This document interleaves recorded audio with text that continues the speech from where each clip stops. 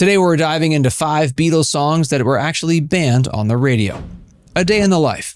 I read the news today, oh boy. A Day in the Life was the last track to be found on Sgt. Pepper, and I first heard it with John just playing his guitar and singing in front of me. So this is what we heard, recorded on the 19th of January, 1967. Take 4. 2, 3, 4. All the rhythm there, all on one track.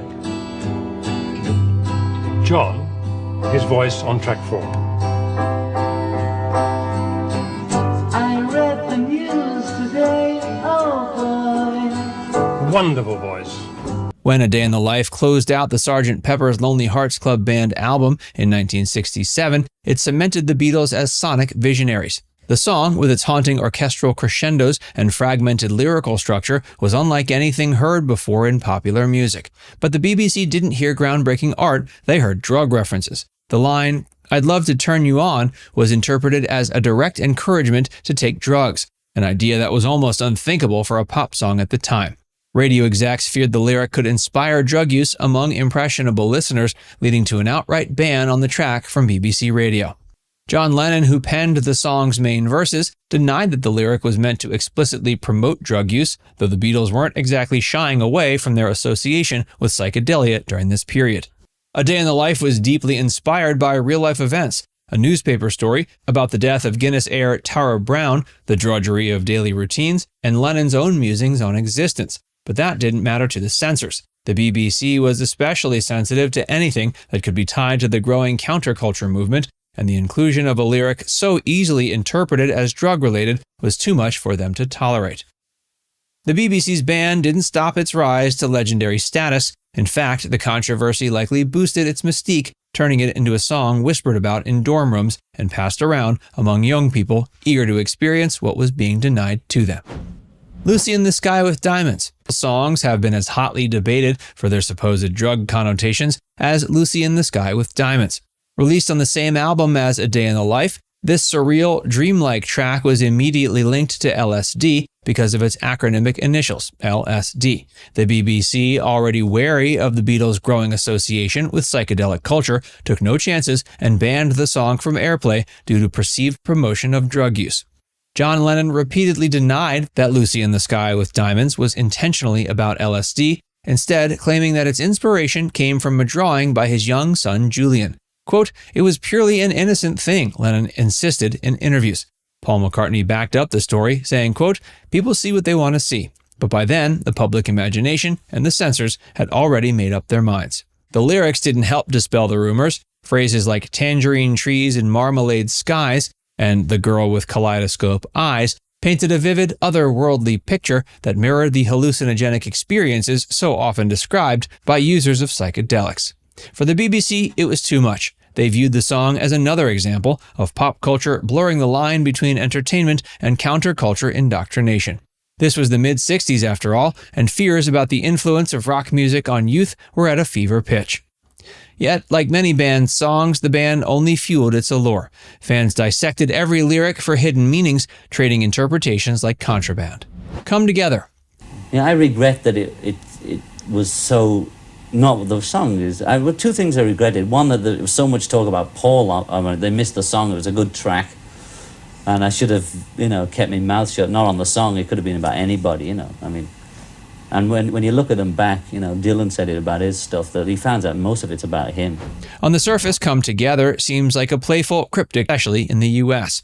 Released in 1969 as part of the Abbey Road album, Come Together was interpreted by some as sexually suggestive and even politically subversive, 2 red flags for conservative broadcasters at the time. The lyric, "He got juju eyeball, he won holy roller," might seem harmless now, but in 1969, the song's amalgamation of religious, sexual, and drug-inflected imagery made many uneasy. The phrase, "come together right now over me," was especially scrutinized, with some critics claiming it carried overt sexual undertones. While Lennon often reveled in ambiguity, it didn't shield the track from accusations that it crossed the line. Adding to the controversy was Lennon's admitted inspiration for the song. He had originally written it as a campaign anthem for activist Jerry Rubin, a co-founder of the Radical Youth International Party. Though the final lyrics veered away from overt politics, the association between Come Together and the countercultural anti-establishment movements of the time gave it a political edge that was hard for some to stomach. Radio stations with more conservative audiences were quick to react. Several either refused to play the song or heavily censored it, worried about backlash from listeners who viewed the Beatles as purveyors of moral decline. The irony, of course, is the song's meaning remains deliberately obscure, with Lennon himself admitting much of the wordplay was nonsensical. Over time, Come Together has become one of the Beatles' most beloved songs, celebrated for its hypnotic bass line, infectious rhythm, and lyrical strangeness. I Am the Walrus. Some of the lyrics are just gobbledygook. I don't know what I Am the Walrus means. I don't know what yellow matter custard dripping from a dead dog's eye means. Right. A lot of it is how you listen to it. It's not necessarily what the meaning of the lyrics are, but what the sound of the lyrics are. And Lennon got that when he wrote I Am the Walrus. It was all about what it sounded like. Right. I remember when we were kids listening to the Beatles, 4,000 holes in Blackburn, Lancashire. Wow, he's talking about Blackburn, Lancashire. Where the hell is that? It was so exotic sounding. I Am the Walrus might be one of the strangest songs in the Beatles' entire catalog, and that's exactly why it attracted the ire of censors. Released in 1967 as the B-side to Hello, Goodbye, and later included on the Magical Mystery Tour album, the song is a kaleidoscope of surrealist imagery, orchestral flourishes, and nonsensical wordplay. But its unusual structure and baffling lyrics weren't what got it banned. It was its references to sexual and drug-related content. Lines like yellow matter custard dripping from a dead dog's eye and boy, you've been a naughty girl, you let your knickers down, set off alarm bells for radio programmers. While the song's meaning was intentionally oblique, John Lennon wrote it in part to frustrate people who tried to analyze Beatles lyrics. It didn't stop authorities from interpreting it as a veiled endorsement of countercultural excess. The BBC banned the track, citing its sexual and drug-related undertones.